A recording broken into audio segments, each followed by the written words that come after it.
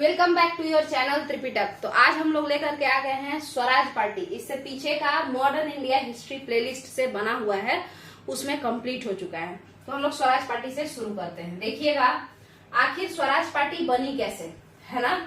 तो हुआ क्या कि असहयोग आंदोलन चौरी चौरा कांड हुआ। असहयोग आंदोलन में चौरी चौरा कांड हुआ 5 फरवरी 1922 को। कब हुआ? 5 फरवरी 1922 को। अब इससे दुखी होकर के गांधी जी बारदोली एक जगह है गुजरात में, और वहां पर बारदोली में क्या किए? 12 फरवरी 1922 को बारदोली में क्या किए? तो वो बोले कि असहयोग आंदोलन को हम क्या करते हैं, खत्म करते हैं, इसको यहीं पे स्थगित करते हैं। ठीक है, असहयोग आंदोलन खत्म कर दिया गया।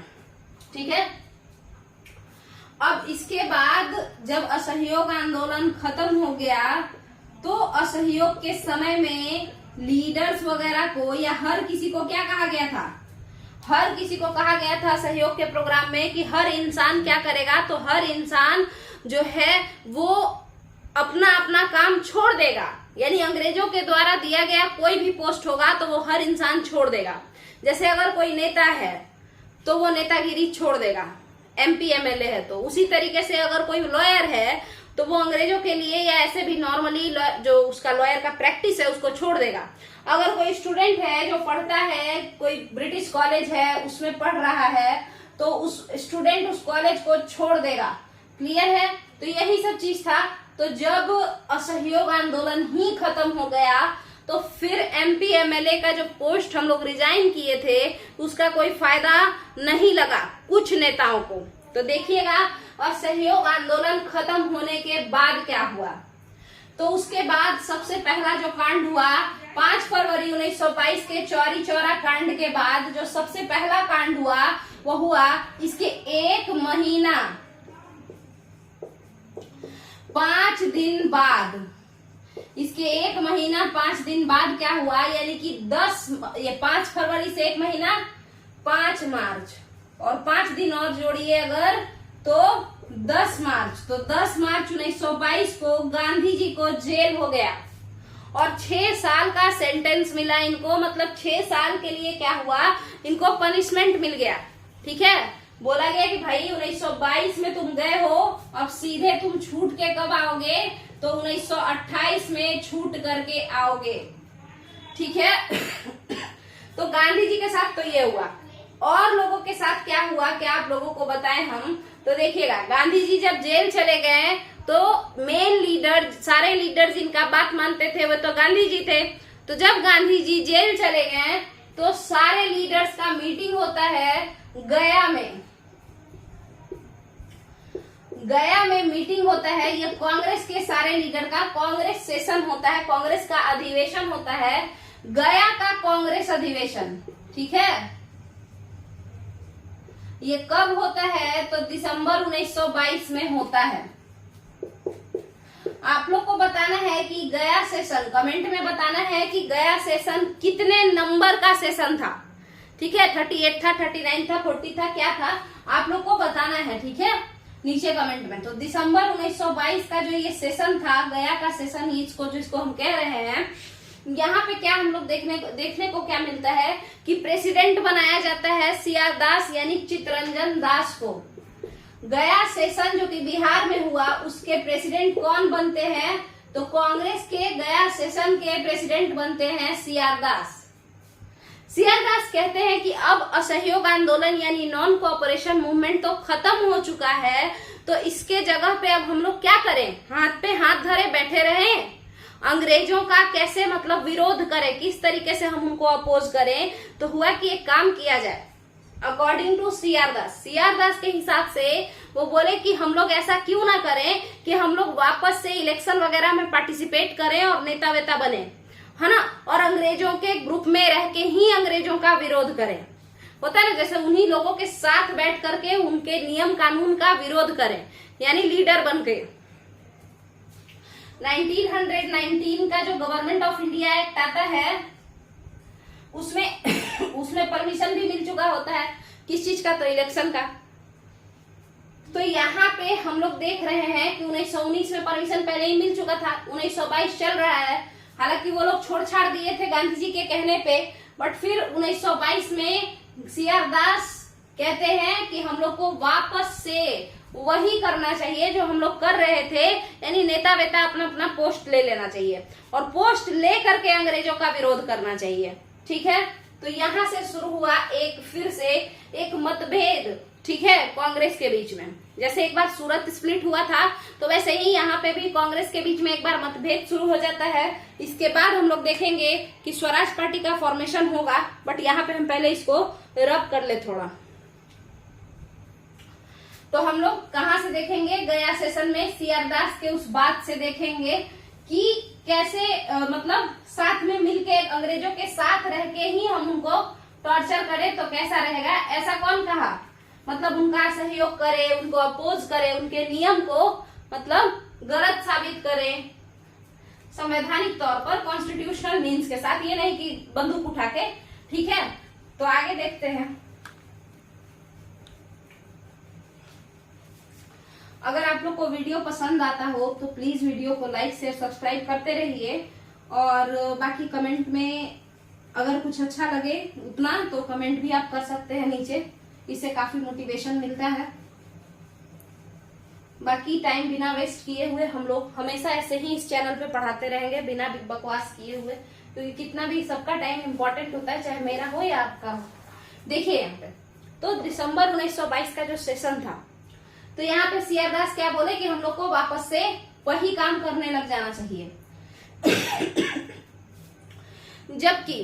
जबकि एक ग्रुप ऐसा था जो बोला कि नहीं नहीं, हम लोग को अपने एटीट्यूड में चेंज नहीं लाना चाहिए, हम लोग जो असहयोग के समय सोचे थे वैसा ही एटीट्यूड रखना चाहिए। हाँ, भले ही असहयोग आंदोलन अब खत्म हो गया है, बट उस समय जो हम लोग कर रहे थे उन्हीं सारी चीजों पे फोकस करना चाहिए। तो क्या कर रहे थे, तो कहीं ना कहीं हम लोग जनता को जोड़ रहे थे, है ना, जनता को, है ना, नॉर्मल पॉपुलेशन को, नॉर्मल लोगों को हम लोग फ्रीडम स्ट्रगल के मुख्य धारा से, मेन स्ट्रीम से जोड़ रहे थे, है ना, ताकि सभी लोग पार्टिसिपेट करें। केवल लीडर्स के पार्टिसिपेट करने से तो कभी आजादी मिलने से रहता, हर एक इंसान जब पार्टिसिपेट करेगा तभी जाकर के आजादी मिलेगा। तो कहीं ना कहीं हम लोग किसी का मदद करके, तो कभी किसी को भड़का के, है ना, कभी किसी को मैगजीन पढ़ा के, कभी किसी को ज्ञान देके कि देखो अंग्रेज अच्छे नहीं है, तो जिस भी तरीके से, बट हम लोग सबको मेन धारा से जोड़ना चाहते थे।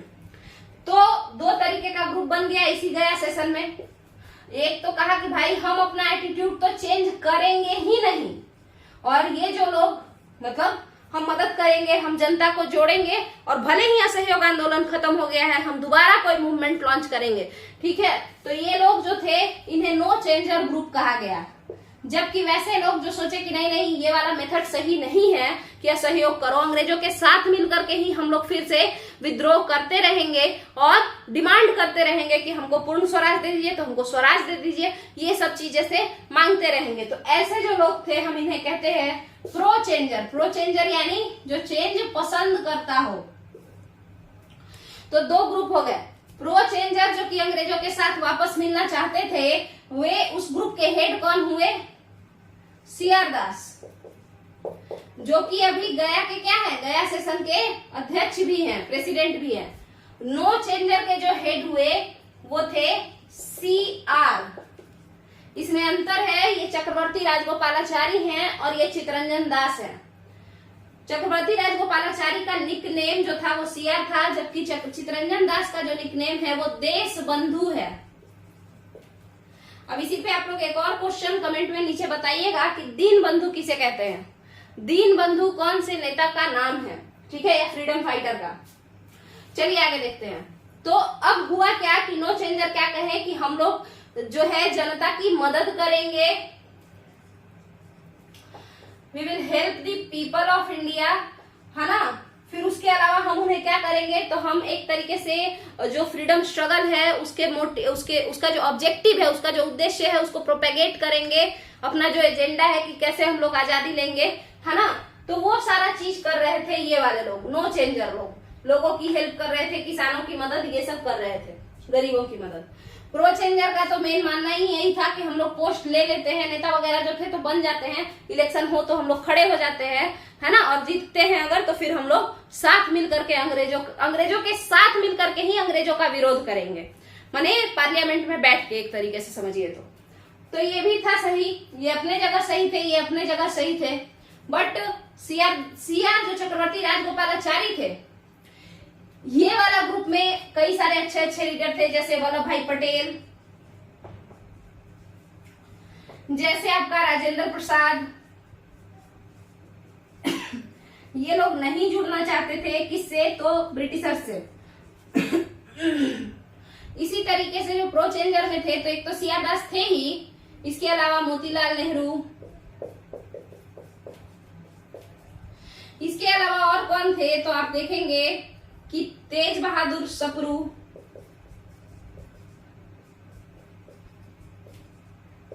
इसके अलावा सत्यमूर्ति, ये लोग बड़ा इंपॉर्टेंट, मतलब ये लोग ज्यादा सपोर्ट कर रहे थे इस प्रो चेंजर वाले एटीट्यूड को।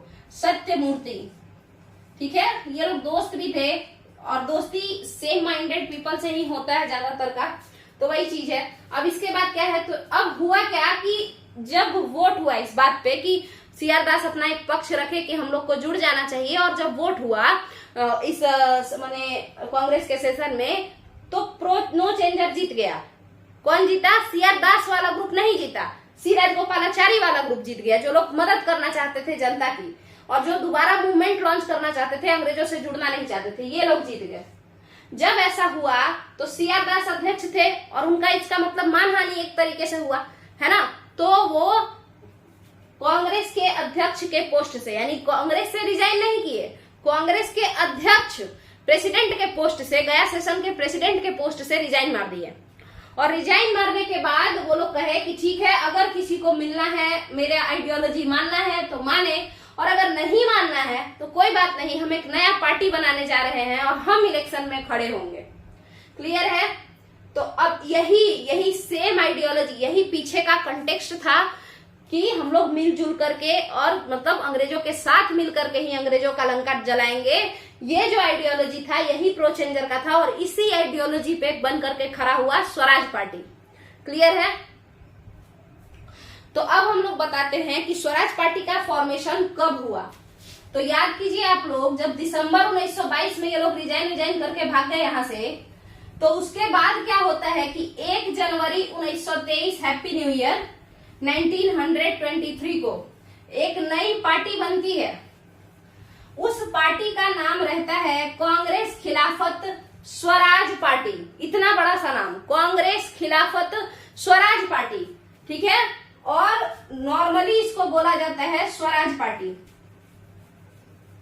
इस स्वराज पार्टी के जो प्रेसिडेंट बनते हैं वो कौन होते हैं? तो सीआर दास, क्योंकि सीआर दास का ही आइडिया रहता है। बाकी मोतीलाल नेहरू ये लोग इसको सपोर्ट करते हैं। तो इस स्वराज पार्टी के कौन ये रहते हैं? अच्छा, फॉर्म कब होता है स्वराज पार्टी? तो हम देखते हैं कि स्वराज पार्टी 1 जनवरी यानी हैप्पी न्यू ईयर 1923 को फॉर्म होता है, क्योंकि दिसंबर 1922 में गया सेशन में ये लोग रिजाइन मार के भागे हैं। इसके बाद यहाँ के प्रेसिडेंट, यानी स्वराज पार्टी का नाम पहले आप जान लीजिए, तो उसका पूरा नाम रहता है कांग्रेस खिलाफत स्वराज पार्टी, ठीक है। अब देखिएगा, यहाँ पे जो प्रेसिडेंट इस पार्टी के बनते हैं वो है आपके सीआर दास। जो इस पार्टी के सेक्रेटरी यानी कि सचिव बनते हैं वो कौन है? तो वो है जवाहरलाल, एक सेकेंड, मोतीलाल नेहरू, एमएल नेहरू। वो कौन है? एमएल नेहरू, ठीक है। सेक्रेटरी कौन बन गए? एमएल नेहरू जी बन गए। और जबकि आपके प्रेसिडेंट कौन बन गए? तो सीआर दास जी बन गए, ठीक है। बाकी लोग सत्यमूर्ति वगैरह इसमें अपना इस पार्टी में इन्वॉल्व थे, और कई सारे लोग थे, 42 लोग तो जीते थे, तो और लोग खड़े तो हुए ही होंगे, कई सारे लोग इन्वॉल्व थे। अब देखिए हुआ क्या कि इसके बाद जब इलेक्शन हुआ, तो ये इलेक्शन कब हुआ है ना, अब ये लोग तो अपना पार्टी बना लिए, तो नवंबर 1923 में, 1923 में, जनवरी 1923 में क्या बना आपका, पार्टी बन करके तैयार हो गया स्वराज पार्टी। और नवंबर 1923 में इलेक्शन था, और इस इलेक्शन में जब लोग खड़े हुए, स्वराज पार्टी के नेता खड़े हुए, तो गांधी जी इस बात से बिल्कुल ही नाराज थे। गांधी जी को ये आइडिया बिल्कुल अच्छा नहीं लगा शुरू में, बट बाद में गांधी जी ने इसका पूरा सपोर्ट किया था। तो नवंबर 1923 में इलेक्शन हुआ, और इलेक्शन में सेंट्रल लेजिस्लेटिव असेंबली यानी केंद्रीय विधान परिषद में या केंद्रीय विधानसभा में, यानी दिल्ली में, तो केंद्रीय विधानसभा में इन लोगों ने 101 में से 42 सीट को जीता। 101 सीट था, उसमें से कांग्रेस ने 42 सीटों को जीता। कांग्रेस ना कहते कहिए, स्वराजिस्ट ने, स्वराज पार्टी के लोगों ने 42 सीटों को जीता। सीआर दास बड़े अच्छे से कैंपेनिंग कर रहे थे, बहुत ज्यादा उनको जीत हासिल हुई। ठीक है, इसके अलावा स्टेट इलेक्शन में ये लोग मध्य प्रदेश में जीते, बंगाल में जीते, बॉम्बे में जीते, बट पंजाब में नहीं जीत पाए। ठीक है, पंजाब में और मद्रास में इन लोगों को जीत हासिल नहीं हुआ। वहां पे जस्टिस पार्टी ये सब और यूनियनिस्ट पार्टी ऐसा कुछ पार्टी था, जो लोग एक तरीके से समझिए तो धर्म के आधार पर जो होता है ना पॉलिटिक्स खेल रहा था, है ना। तो इस वजह से कम्युनलिज्म उसको कहते हैं। कम्युनलिज्म मतलब जो धार्मिक मतभेद क्रिएट कर दे, तो उस बेसिस पे वो लोग लड़ रहा था। तो इसीलिए स्वराजिस्ट वहां नहीं जीत पाए, बट सेंट्रल प्रोविंस में भी अच्छे से जीते, बंगाल में भी जीते और बॉम्बे में भी जीते। कब जीते, तो नवंबर 1923 में जीते। ठीक है, जीतने के बाद इन लोगों ने क्या किया, तो भाई पार्टी बनाए थे, जीत भी गए, अब असेंबली में पहुंच गए हैं, संसद में पहुंच गए हैं, विधानसभा में पहुंच गए हैं। इसके बाद ये लोग एक कमेटी बनाए।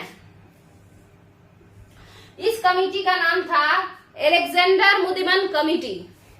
एलेक्जेंडर मुदिमन कमेटी जो था, ये कमेटी किस चीज के लिए था, तो स्वराजिस्ट ने कहा कि 1919 का जो गवर्नमेंट ऑफ इंडिया एक्ट था, कौन सा, मॉर्ले मिंटो रिफॉर्म जिसको हम लोग कहते हैं, उसमें जो भी इन लोगों को कमी लग रहा था कि भाई नहीं, गवर्नमेंट ऑफ इंडिया एक्ट 1919 क्या किया था बताइए जरा, तो सिखों को भी अलग से क्या दे दिया था, सेपरेट इलेक्टोरेट दे दिया था।